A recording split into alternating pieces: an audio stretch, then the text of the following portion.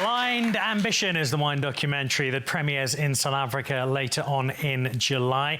It's a story that speaks to 4 different Zimbabweans who found themselves in Europe, but before finding themselves there, they found themselves in South Africa, all with different stories. Tell us about yours and how this guy who knew nothing about wine somehow arrived in this space where you're one of South Africa's leading experts. Geez, I arrived in 2008, all the way to Cape Town. Found my way working in restaurants, Camps Bay at the Roundhouse. Then I moved to 2009, opened the one and only hotel. Started from the way down. By the time I left there in 2014, I was sommelier in Nobu. Met Luke Dale Roberts there.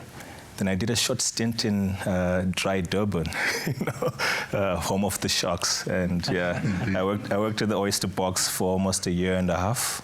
Then I came back to Cape Town, went back to Cape Town. Why do I always feel like I'm in Cape Town? So I moved back to Cape Town 2015 to start at the Test Kitchen with Luke Dale Roberts.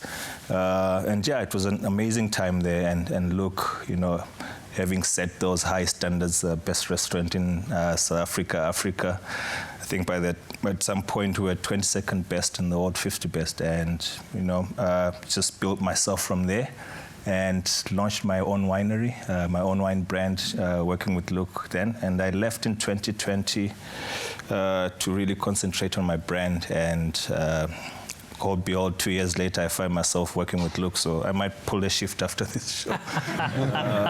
And yeah, it's been that type of a journey, lots of learning along the way, but always the excitement of enjoying the wine and meeting new people. And there was no wine knowledge at all when you arrived, but also there were some pretty tough times when you first got to South Africa, weren't there? Yeah, it's no wine knowledge at all. I didn't have any restaurant experience for that matter. But I think it's just that the Zimbabwean in us, the hunger to learn, the hunger to succeed, which just got me on there, and it's still the same virtues I carry up to now. But it was a tough time learning about wine, especially it being, a bit Eurocentric.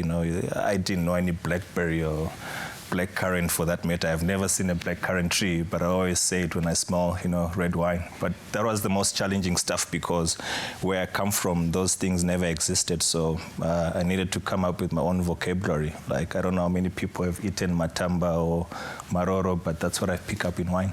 Me. Tendai knows where you're coming from.